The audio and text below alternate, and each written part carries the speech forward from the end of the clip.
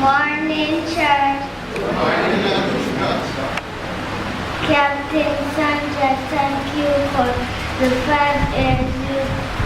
Thank you, Captain Sandra, for the 5 years that you spend here today. I have something for you. Yes.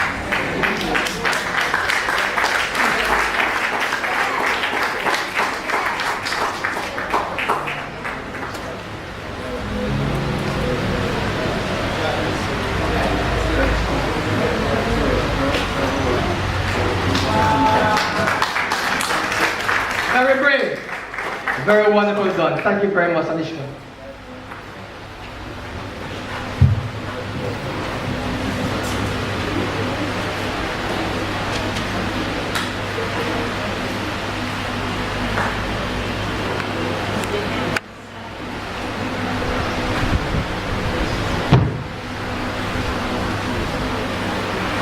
Good morning, church. It's an honor and a privilege to give a few farewell words to our captain Sandra and Derek Mitchell as they continue on their Christian journey to St. Lucia. We will all miss you and your family very much and would like to thank you for leading us for the past 5 years and being an instrument of God in our lives. Although my farewell is on behalf of the soldiers of the Havendale Corps, please give me the opportunity to share a little bit about my relationship with the captains. Let me start with about 3 years ago when I decided that I wanted to become a Christian and was looking for a church to call my home. My search started and ended at the Salvation Army Havendale Church. I do remember my first time at church, and as usual, the captains have that personal touch to their ministry, always acknowledging new persons, and after church, greeting them and encouraging persons to attend church and also Bible study. I do believe that the most important day or time in anyone's life is when you decide to become a Christian and give your life to God and make Him your Lord and Savior. Now, this decision and time is one of the most memorable experiences, as there are those aha moments and those amazing revelations. But central to starting this walk is the leaders that God places in your life to help you along the way. So for me, and I know for many, there is always that person. It could be an aunt, a brother, a co-worker, or a friend who will forever be etched in your memory as the one who introduced you to life, as there is no life without God.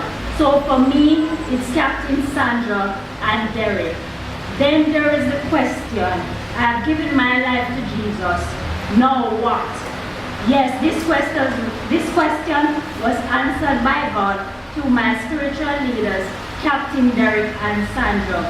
It's not just about their sermons, their Bible lessons, encouraging words, but it's about all of that and having leaders whose lives are a true testimony of God's grace and mercy.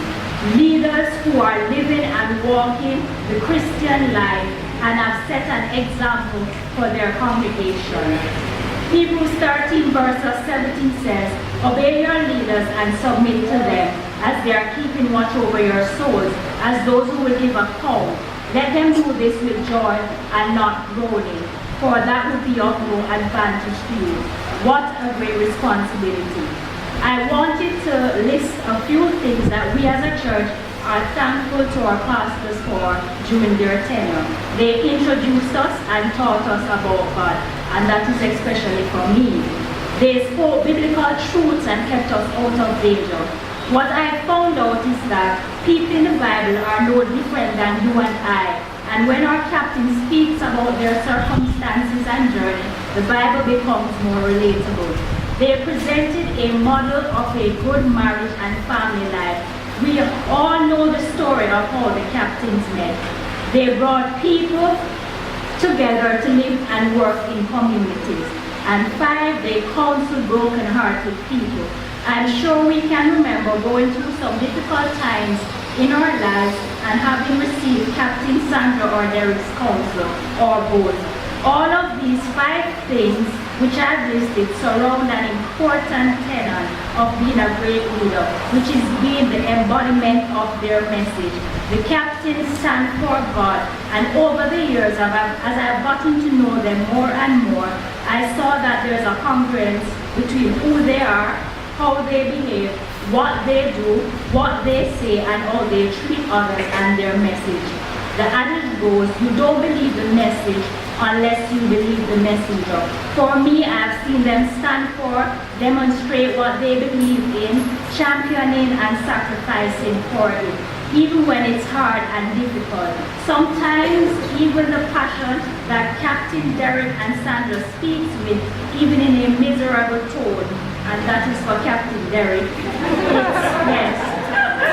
it's that passion for ministry and what God has placed them to do. The captains for me are like a 2-for-1 special. So different, but together they complement each other remarkably in their ministry. I know that I'm going on a little bit long, but I've gotten few opportunities to come up here and speak, so please bear with me. I would like to relate a little bit about each. Now, Captain Sandra is a pleasant and humble soul. She has been a living example to me of a Proverbs 31 woman, and has inspired me to be a better person. So encouraging and positive she is. I remember when Captain Derek met in the accident, and before I called her, I thought, what do you say to your leader when she's faced with a crisis? The situation was gloomy, but Captain was positive, optimistic, and expressed her faith and dependence on God. Yes, as they say, the power of a praying wife. Proverbs 31 verses 20 to 21 said, she opens her arms to the poor and extends her hands to the needy. Captain Sandra's life is about giving to the needy, and she is never too busy to go outside if she hears a knock on her gate by someone who is in need. A great lesson that I've learned from Captain is that one is to give without expectation. Captain does not desire a pat on her back for all that she does, because all that she does is not for herself, but unto God. And that is something that we as Christians should aspire to do. Proverbs 31 verses 26 says, she opened her mouth with wisdom, and in her tongue is the law of kindness. I remember a few weeks ago when Captain Sandra gave a sermon on worrying, and I left church with a greater understanding of how I needed to stop worrying about everything and place everything in God's hands. Yes, Captain constantly reminds us in her message of God's unfailing love, grace, goodness, and mercy, and that God is always by our side. This message I was able to share with friends and my staff who expressed to me situations that are really worrisome and troubling. Captain Sandra shared some of her life experiences with me, and it's not an easy road. You will not know that by her disposition, a warm smile and a welcoming spirit. Has Captain Sandra ever gotten angry?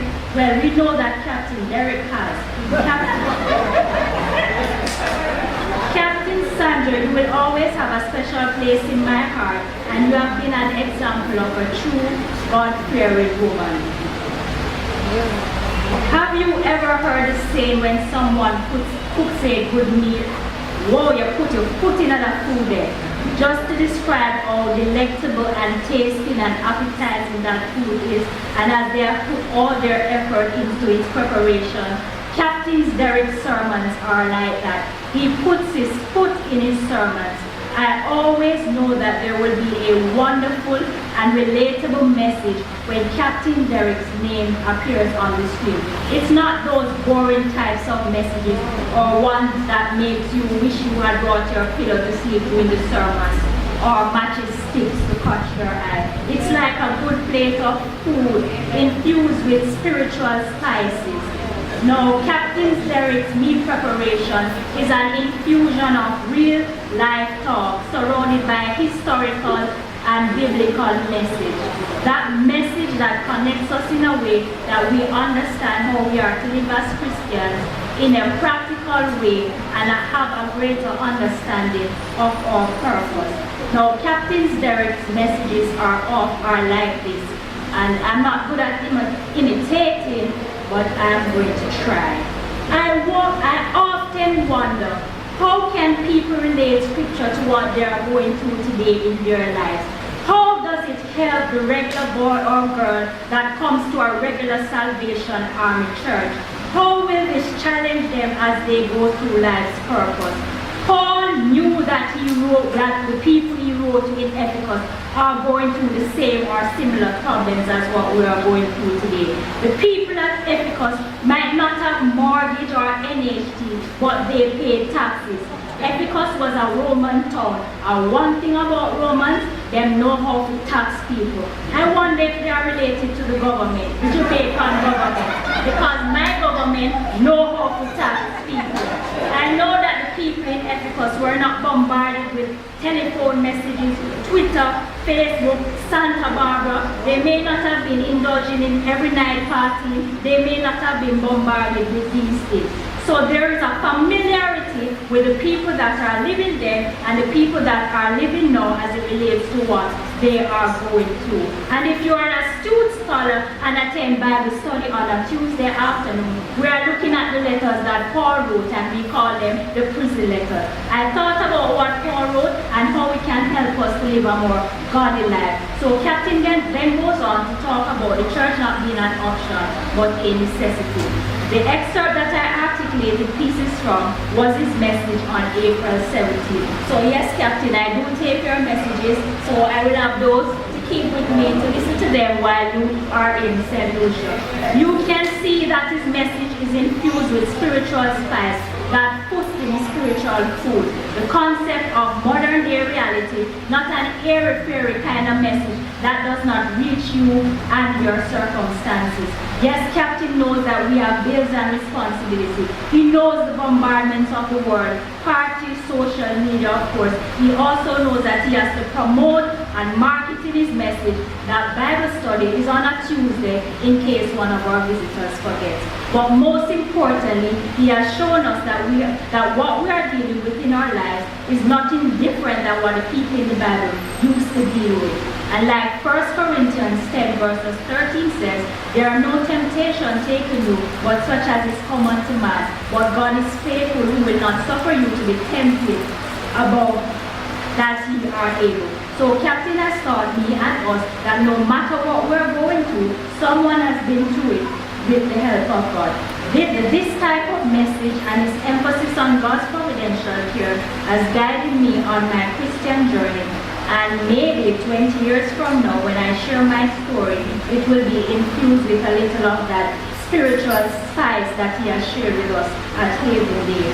We will miss you, Captain Derek, with your inspiring words and messages and your passion for ministry. And my final words, because I know it's long. Captains Derek and Sandra, we at Havendale will miss you very much and pray for God's blessing on the next part of your journey. We won't be saddened by your leaving, as we know that where you are going, God has a great purpose and mission for you. And lastly, I'd like to present this token of appreciation to my captains for their love, leadership, and dedication.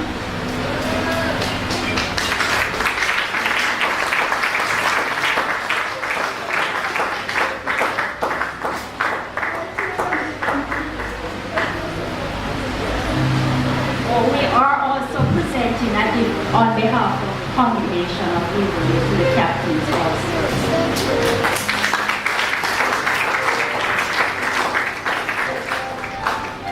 So I prepared a video presentation showing a slideshow of the family, and that will be shown